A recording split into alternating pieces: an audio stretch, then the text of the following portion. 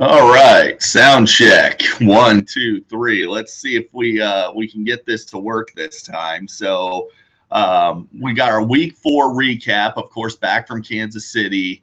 Had a great time up in KC. What a place to watch football, Arrowhead Stadium. If you've never gone, you owe it to yourself. If you're a real football fan, go watch a game there. It's incredible.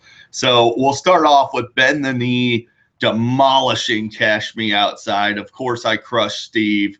I do every year. I don't know if Steve's ever gotten a win against me. If he has, it's been a very long time since that's happened. I mean, who would have thought Le'Veon Bell would get going? Oh, wait a minute. I predicted that, didn't I? So, yeah, Le'Veon Bell over 30 points, just like I predicted in the matchup preview. But before I go any further, I'd be remiss if I didn't thank some people that have helped me along the way here. So I want to give a big shout out to Jason, Reese, and Tony for Travis Kelce, Leonard Fournette, and Nuke Hopkins. Appreciate you guys. All of them got in the end zone. All of them had big weeks. Thank you so much. Last point on my team, Steven Gostkowski's the man. Best kicker in the league. That's just what it is. You guys know that. I know that. He's going to lead me to a championship this week. Kickers' lives matter. So, Steve, questionable moves. Bad trade. You gave up A.J. Green and Carlos Hyde for C.J. Anderson and Michael Thomas. Yeah, they got you an extra 25 points this week. But the guy you're playing next week gets to face you with those guys on bye. I mean, Michael Thomas and C.J. Anderson both on bye next week. Horrible trade. You're going to be pretty much assured an 0-5 start. This is pretty much maybe the fastest race to the GD I've ever seen. I mean, Steve might have this thing locked up by midseason. Things keep going. So appreciate the passion and the effort you're putting in to being the Golden Douche. Really appreciate it. Really look forward to seeing you putting those stickers on the board. So on to RB's Rush the Ball beating hashtag first round bust. So we have Jared beating Reese in what was a heartbreaker of a loss to Reese, for Reese, rather. Chris Carson getting hurt, was on his way to a big game, got hurt. You hate to see that with a rookie player that was coming on, late round draft pick. That's too bad. Christian McCaffrey, largely a disappointment. You would have thought he would have had a huge effort in a shootout with the Patriots. I thought it was a now or never kind of situation. Well, it's starting to look like maybe it's never. So when's Deshaun Jackson going to get going? Nobody knows. And Jameis Winston is elite.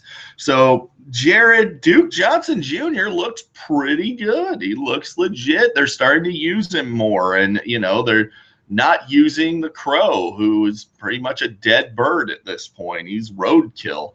Devontae Adams caught a touchdown and then promptly had to get scraped off the field with a spatula because you're playing the Bears, and the Bears are tough. That's just what it is.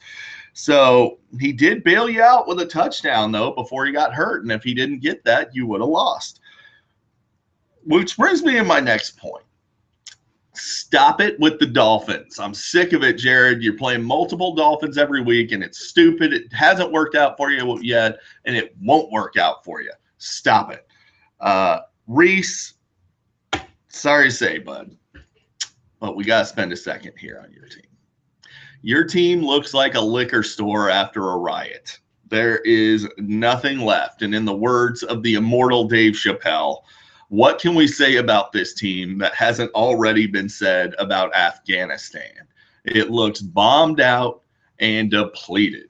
So on to the next matchup then. So we have Cheesehead beating Pretty Princess. There's, of course, that's Tony Jr. beating Tony Sr., and they had a name change bet. So my dad is the aptly named Pretty Princess after Princess the cat, which is, of course, his favorite animal in the world. You trade for Carlos Hyde and then you don't play him. Not real sure what the thought process is there.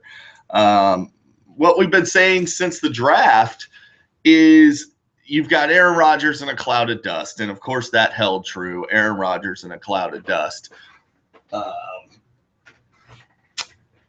Russell Wilson looks fantasy relevant again. Jordy Nelson, 2 touchdowns, is huge for Tony. LaShawn McCoy, however, the rough start continues. No touchdowns yet. Shady is looking a little shady, little suspect this year in fantasy. Dalvin Cook going down for the year. Horrible. It sucks. I like Dalvin a lot, of course, from his time at Florida State.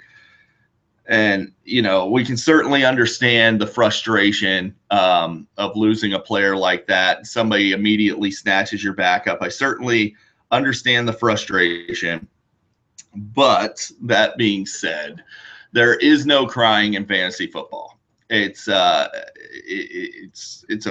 50 roster moves. You can use them however you wanted. Nobody told you that you couldn't have some better backup options on the bench. And it looks like you're going to be fine. Lamar Miller looks good. And to be quite honest, Latavius Murray sucks. He's not a good football player. You probably got the better Minnesota back in Jerick McKinnon anyway. So don't expect there to be much more crying from you or from John. I'll get to John in a minute here. But I did want to note that if this league is maybe a bit too competitive for you guys, you could maybe join a league with the other soccer moms in your sewing circle. And then maybe you guys could have a bit more fun with your 3-day waivers and so on if these rules aren't a fit for you guys. So on to Big Brown and It Hurts beating OJ's Revenge. Of course, John beating Mancusi, which was not exactly the shocker of the week there. John has an absolute monster of a team thanks to resident horrible human being Ezekiel Elliott and rookie superstar Kareem Hunt. Zeke is an absolute monster. Hopefully the injunction is removed, not only because I don't want to play against him playing the Packers this week, but also because Zeke is a horrible person that doesn't deserve to be on the field. Kareem Hunt, absolutely incredible. Really fun to watch him live. Legs like tree trunks. What an absolute beast. Antonio Brown, perfect fit for John's team. Absolutely perfect, because he's over there throwing tantrums on the sideline while John's over here throwing tantrums in the text message thread. So a couple of crybabies together. Tony, John, you guys firmly in the lead for race to the crybaby. It should be a tight battle between you two all season, I'm suspecting.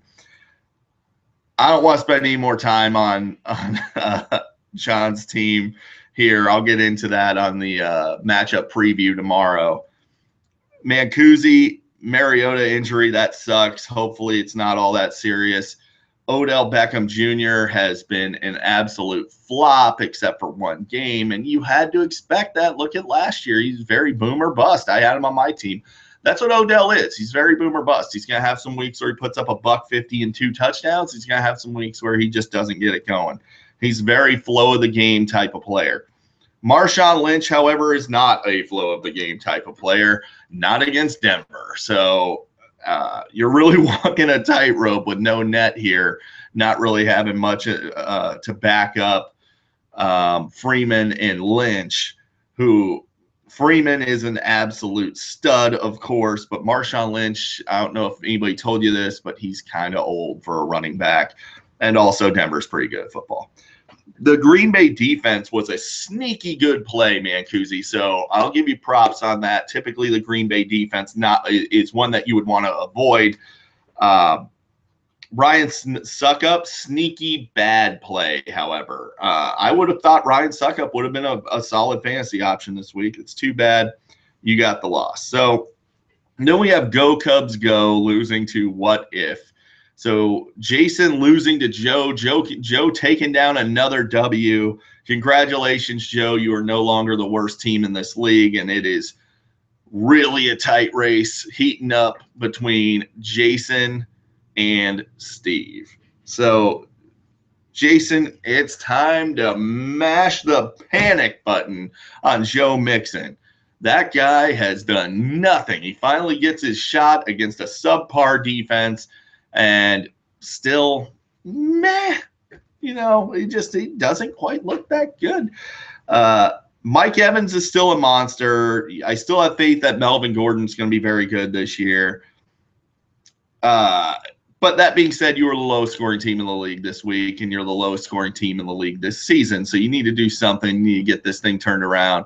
Probably would have been nice to have Nuke Hopkins. But that being said, I would be remiss if I didn't talk about Joe's team and talk about Joe putting one over on the old commish with the Todd Gurley trade. I should not have traded away Todd Gurley. I had thoughts of Jay Ajayi and his 200-yard rushing games last season. Just does not look like the same offense. Who would have thought I'd be clamoring for Ryan Tannehill back at this point? But that is what it is. Joe, congratulations on the W. Todd Gurley bailed you out. There's really not much else to say about your team.